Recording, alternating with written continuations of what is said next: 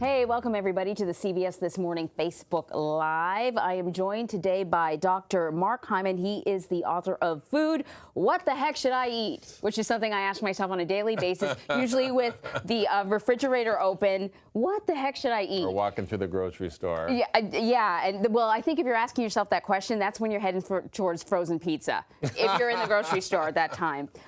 So this is a really interesting book. It really sort of breaks down a lot of the myths that we've been hearing about food and tells you what how accurate the science is and how it is and tells you what to eat. Yes. But I thought to myself when I got this, I've read so many books on food. You know it all. I know it all already. Yeah. And I'm sure a lot of other people are going to think that when they see this on the bookshelf. Why'd you write this book? Well, I've been practicing nutritional medicine for 30 years and treating people with food. And I've been studying nutrition for 40 years, and I'm that old. And I realized that people are totally confused, that people hear competing things. Eggs are bad, eggs are good. Meat's bad, meat's good. Coconut oil's bad, coconut's good, it's bad again. It's like so confusing I've heard all for of people. that. Right. And so how do you make sense of it? How do you know how to interpret the science? What do we know in 2018 about what's true about what we should be eating? And it's actually not that complicated. And you've got so many competing, paleo, vegan, keto, low fat, low carb, high carb. It's like enough to give everybody a headache and give up. I feel like you've been reading my food diary. You just listed off everything that I've probably tried over the last 10, 15 years or so. In the beginning of this book, you talk about the fact that we've forgotten that food is medicine. Yeah. Tell me more about that. Well, we actually had this thousands of years ago with Hippocrates, who said, let food be thy medicine and medicine be thy food. But now we think of food mostly as energies, calories, right? Calorie restriction is the way to lose weight. You want to eat less, exercise more, except there's really no evidence that that works because we've been getting fatter and fatter. And we're getting that advice from our doctors, our nutritionists, from the government, from food industry, which should make you suspicious. And the truth is that food is actually far more than calories. It's information. It's like instructions that talks to your body with every single bite. So it changes your gene expression. It regulates your hormones. It changes your immune system, can create inflammation or reduce inflammation, affects your microbiome, affects your brain chemistry, literally with every single bite. So it's like code that programs your biology. And if you're putting junk in, you're going to get junk out. That's why disease happens. So food, turns out, is probably one of the most powerful drugs on the planet. We can reverse type 2 diabetes in a few weeks, changing people's diet, but there's no medication that can do that. Right. You know, we're living in a time where we have access to so much information, almost too much information. When I saw that thing about medicine, food being a medicine in your book, I thought it made me think about what medical students are learning about food. Nothing. What are they learning? Nothing. Yeah. I mean, 25% of schools have the required amount of nutrition education in medical school. And of that, it's usually about like nutritional deficiency diseases like scurvy or malnutrition like kwashiorkor or marasmus, which is stuff we don't see. We see overnutrition.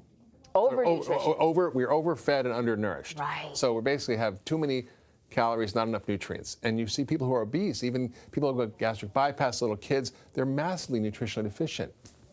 So is that part of the problem? Our doctors aren't being trained the way they should? And what else? Because we're sort of battling systemic. Right. There's a number of reasons we're so confused. First, doctors don't learn anything about nutrition.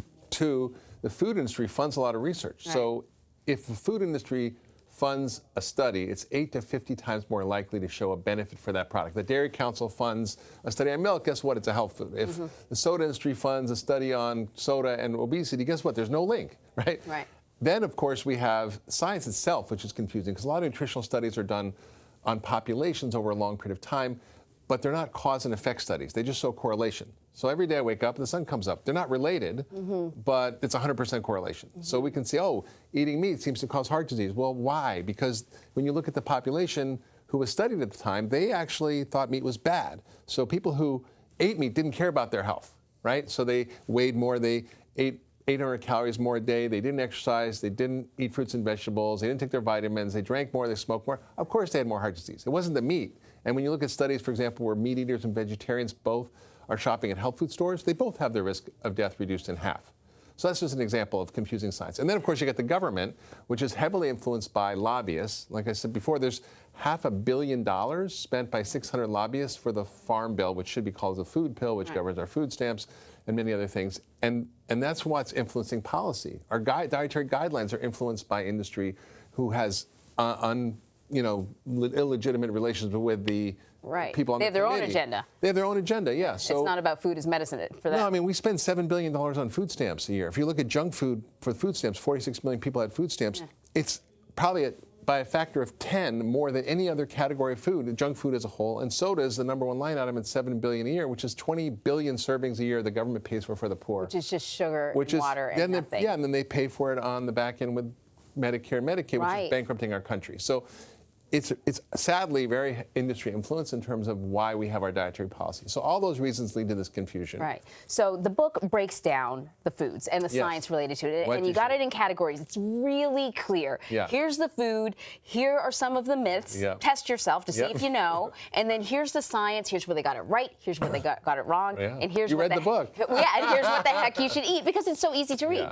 Yeah. You talked about, and we talked about this earlier, but just flipping through the book, you talked about milk. Yeah. And one of the questions that I got wrong was about the number of adults being lactose intolerant. Yeah. I thought lactose intolerance is just a handful of people. It's not true. No, globally, 75% of the world's population is lactose intolerant. So the anomaly is being lactose tolerant. It's usually Northern European people who can tolerate more dairy. But the dairy we're eating isn't the dairy we ate, right? We, first of all, until we're agriculturalists about 12,000 years ago, nobody ate dairy. You wouldn't be milking a saber-toothed tiger, right? Yes, So, definitely not. No. But we ate heirloom cows. They had less inflammatory forms of protein in them, called casein.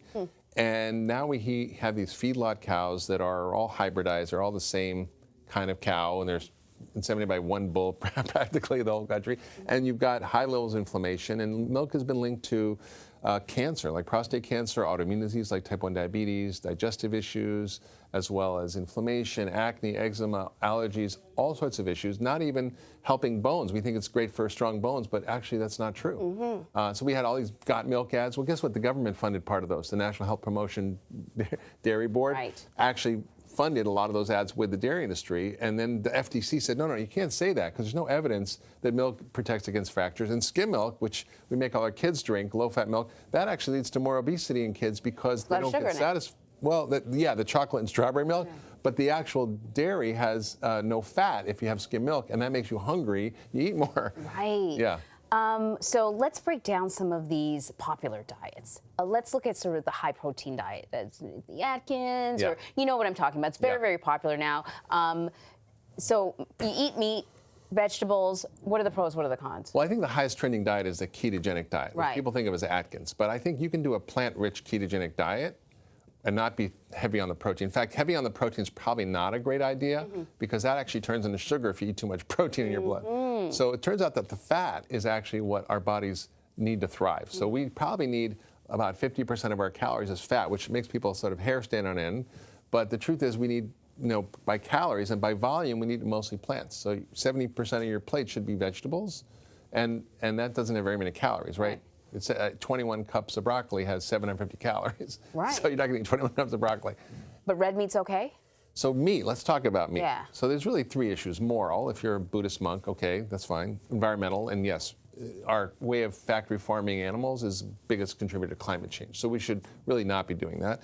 And third is the health effects. What about grass-finished meat? What about sustainably wild meat? We know about the data on meat that doesn't show us that it's harmful. And for example, like I said, you have these studies that were done over many years that showed a link between disease and meat. But the truth is that the meat studies were done on populations who didn't think meat was healthy, and they would be avoiding it. So the reason they didn't get disease when they avoided meat was not because they weren't eating meat, it was because they were doing other healthy things, like the healthy user, if you're exercising, eating fruits and vegetables and so forth.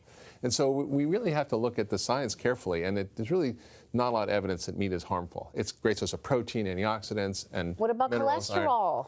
Yes, what about cholesterol? So saturated fat is the boogeyman, right? So that's like a huge issue in our society because we're supposed to eat low saturated fat to reduce cholesterol. But did you know that breast milk is 25% saturated fat? That actually the governments and the American Heart Association said we should have 10% or 5% saturated fat, so maybe we should ban breast milk. I don't know. Many babies are crying out now, not just about that. No, and the dietary guidelines are based on sort of ignoring huge amounts of data that the National Academy of Sciences recently sort of showed, and now we know that actually saturated fat doesn't cause heart disease. That you look at 17 large reviews of all the science showing there's no link between dietary saturated fat and cholesterol, dietary unnecessary saturated fat and heart disease. It does raise your LDL cholesterol, but it also raises the good one and it lowers triglycerides. So we have to rethink our whole approach to this. Okay, another trending diet, vegan diet. Yes. You know, increasingly I keep reading about how it's sort of the fastest growing or choice or flexi diet or whatever, but people are leaning towards vegan. I read in your book, you need animal protein. Yeah. I mean, a lot of vegans, their hair's on fire when they hear that, because they insist that you can get all the protein you need from a plant. Is that true? To get what you need in a 6-ounce piece of fish or chicken, you need 3 cups of beans. And that's a lot of beans. And it comes with 100 grams of carbs. Now, beans aren't terrible, but they're also low in an amino acid called leucine, which is critical for making muscle. And if you don't have enough of that, you can't make enough muscle. So as you age, you need more protein. There's good evidence about that. And so what's the best quality protein? It's animal protein, but it should be organic, sustainably raised, grass finished. And that's more expensive for sure. But as more of us do that, we're going to actually end up causing an increase in the availability and a decrease in the price. Local or organic? I mean, or both? I mean, ideally both, but you know, those are hierarchies of choices, right? First, get people off processed food. Then eat real food, and then you can kind of go up the hierarchy of the quality of the real food, right? Because the quality of a feedlot cow and the quality of a grass-finished cow are very different in terms of the omega-3 fats, the nutrients, the lack of hormones, antibiotics, lack of pesticides. So it's worth reading those labels if you're buying chicken. It's worth that it's worth finding out if they're grass-fed or whatever. Well, chickens don't eat grass, but yeah. I have a lot to learn, doctor. That's why you're the doctor. That's okay. But yeah, cows eat grass. And I think, you know, I think most of our diet should be plants. I agree. We should have a plant-rich diet with small amounts of sustainably raised or harvested animal foods, whether it's chicken, fish, or meat. And we should be eating a lot of good fats. And that's pretty much the diet. It's low starch and sugar. And you can have a very high starch and sugar vegan diet, right? Chips and soda is a vegan diet. I know someone who went vegan, ate nothing but French fries for like 3 years. And it depends on your metabolism. Some people do better, some people don't. We're all different, right? So some people do fine, but others, you know, gain weight and, you know, have issues because they're eating a lot of starch. Grains and beans have a lot of starch. So you actually answer the question, what the heck should I eat with a diet? I thought it was called the Pagan Diet, but it's not. It's called the Pagan Diet? Pagan Diet. It's actually not even a diet. It's just a set of principles of what we should be doing, right? And I was on a panel once with a couple of friends of mine. One was a paleo doc, one was a vegan cardiologist, and they were fighting. And I'm like, listen, guys, if you're paleo, you're vegan, I must be a pagan. And it was a joke. And then I realized, wait a minute, there's some common things that they share in terms of their perspective on food, and there's like nuances that we can come through. So basically, it's mostly plant-rich diet. Lots of fats, good fats. It's, if you're going to eat animal foods, have the ones that are sustainably raised or harvested or grass finished. Lots of nuts and seeds, small amounts of grains and beans, mostly like low gluten grains, or if you're eating gluten grains, don't eat wheat, have rye or barley because they're less changed in terms of some of the practices we do for wheat. And don't eat junk. I mean, like, I always joke, like, if you wouldn't have it in your cupboard, you shouldn't have it in your food, right? People don't have red dye in their cupboard or, you know, maltodextrin bottle that they pour on their food. I mean, these are all things that are added by the food industry to enhance flavor, taste, consistency, and they're not things we should be eating. They're food-like substances. They're not real food. How should, you know, people get really emotional about food. They do. Religion, politics, and nutrition are basically the most inflammatory topics. Seriously, you know, what do you want people to know if they're just having a hard time making those good food choices? I think if people are really stuck, people understand is certain foods in the food supply are addictive. So sugar mainly and processed foods are designed to be addictive. You know, I met with top leaders in the food industry, and they explained to me how they have taste institutes where they hire craving experts to create the bliss point of food and heavy users. I mean, these are their internal terminology about creating addictive foods, and they harvest taste buds and put them in the lab, and then they test different things against them to create the most pleasurable experience. And we know biologically that it affects your brain like cocaine or heroin or alcohol, and that we can map that out. So if you are really stuck and addicted, you need to sort of do a detox. And I have a 10-day program in the book, which is essentially getting you off of all the junk, resetting things so you can start again. And then you don't want it. Like, I walk by a bakery with all these croissants and muffins, and it doesn't even look like food. Like, why would I eat that? Oh, because it's a rock. Like, why would I eat that? Right. And it doesn't call my name anymore. It used to. Very good. Well, the book is Food, What the Heck Should I Eat? Dr. Mark Hyman, thank you so much. It dispels the myths, it gives you the science, and gives you a little bit of a roadmap so you can pick the right foods.